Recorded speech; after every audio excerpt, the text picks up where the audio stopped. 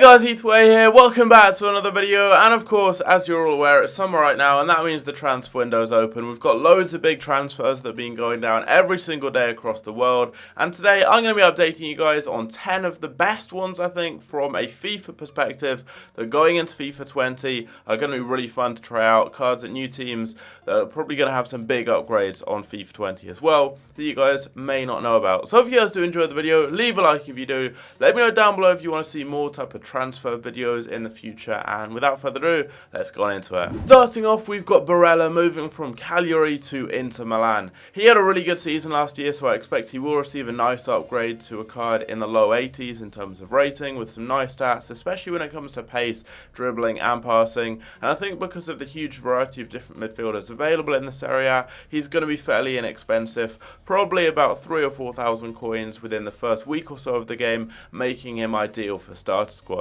Next up is Arnautović moving from West Ham in the Premier League to China for Shanghai SIPG for a fee of around £25 million, which in today's market, with a lot of the signings that have been going down recently, it looks like an absolute bargain. Now, I think he's going to be very, very good on FIFA 20 and won't be that expensive because of his league. You're going to be able to get him probably for under 10,000 coins. I think he'll receive an upgrade to an 83 because he was really good last year for West Ham, and he's going to have some amazing stats, good pace, dribbling, shooting, passing and physicality, as well as 4-star skill moves, and good height makes him the all-round complete striker, and you're going to be able to link him into the likes of Hulk, Oscar, maybe Paulinho. You've got so many good options in the Chinese Super League, and they're all going to be fairly inexpensive just because it's a league that not many people really seem to go near when it comes to building teams on FIFA. Next up is a signing that was confirmed today, and that is Diallo moving from Borussia Dortmund to PSG for a fee pretty similar to Arnautović. It was around 25 or 26 million pounds.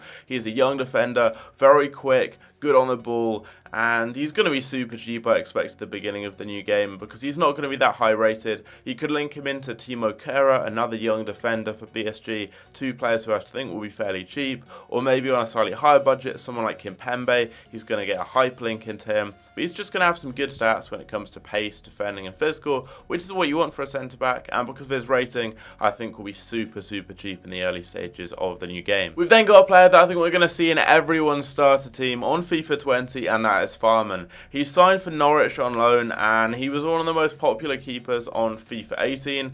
On FIFA 19, he went down to a non-rare gold, so people didn't really seem to use him because of that, although he did have a Champions League card that I used extensively and that was very, very good. The reason he is so good is because he's very tall, 6'6" to be precise, and if you combine that with the good stats he has when it comes to diving, handling and reflexes, it makes him a very good keeper on the game, and I think he's going to be extremely good in FIFA 20 as well. Playing in the Premier League, the most popular league on the game, everyone's going to be using him because he's going to be super cheap. Playing for Norwich, being quite low rated, I don't see him being more than about 2 or 3k, which makes him ideal for starter squads. Next up is another player that I think we're going to see a lot of at the beginning of FIFA 20, and that is Ndombele, a new signing for Spurs from Lyon for a fee of around £60 million. Now, I think he's going to be the type of player you see for the first month or two of the game before people have the coins to afford the likes of Kante and Pogba. He's going to be one of those mid-tier midfield options that is going to be so, so popular, and if he's really OP, he could be like Bakayoko on FIFA 17 and be the type of player that you just see throughout the whole year in everyone's teams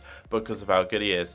Now, depending on his rating, he'll probably be fairly expensive. Maybe around 50 or 60k if he's an 83, a little bit more if he's an 84, but he could be anywhere from like an 81 or an 82 up to maybe an 84 or even 85, so you're going to see him probably from like 20 to 70 or 80k, depends on the rating, but he's going to have some really good stats, good pace, dribbling, physical, passing, just all around a really nice, well-balanced card, and being French and playing in the Premier League makes him so, so good when it comes to hybrids. I think he's going to be one of the most used and popular players on FIFA 20. Next up is someone you may not have heard of, and that is Wesley, who recently signed for Aston Villa. Previously, he was playing for Club Brugge in the Belgian Pro League. Now, looking at this card, it doesn't look amazing, but he is 6'3". He's got very, very good physical attributes.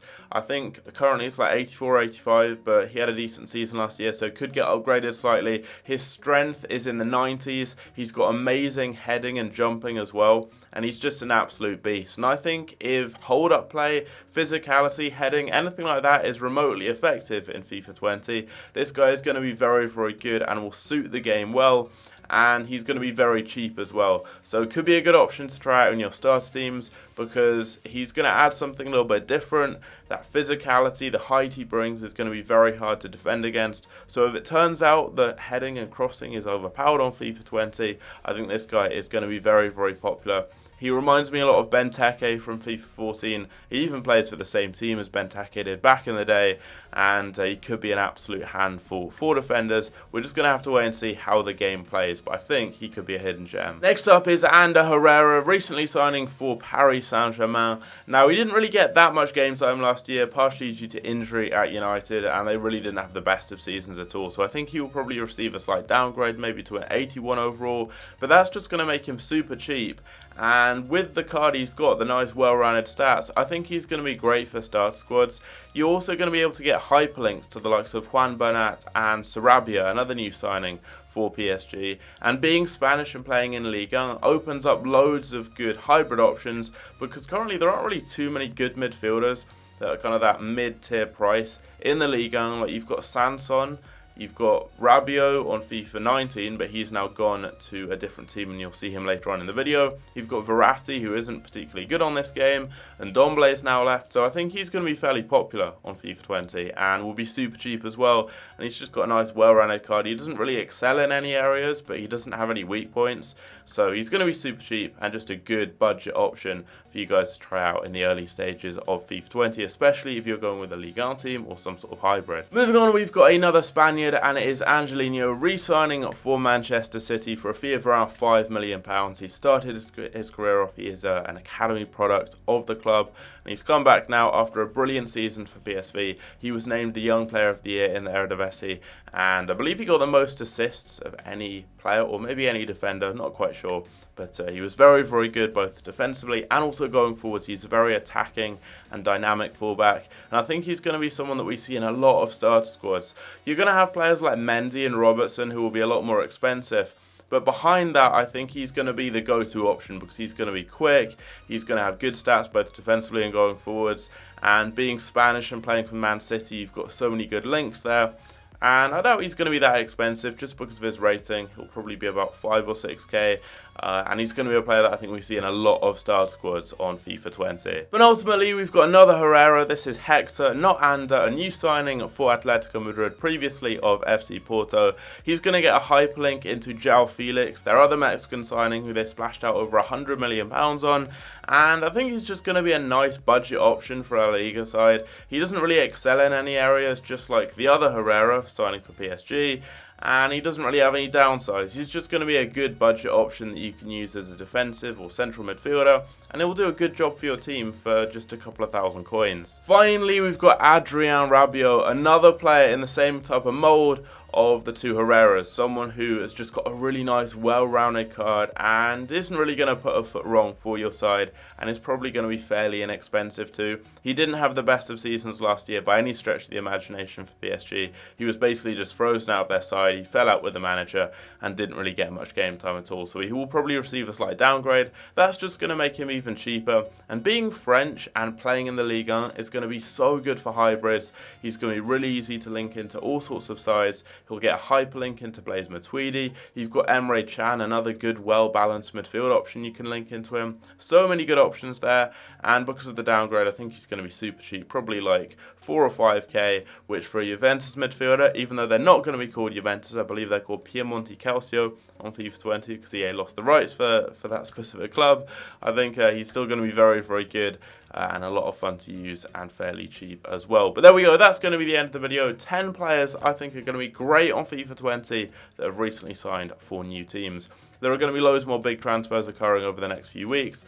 De Ligt, I believe, signed for Juventus or Piemonte Calcio today, so that is a huge one.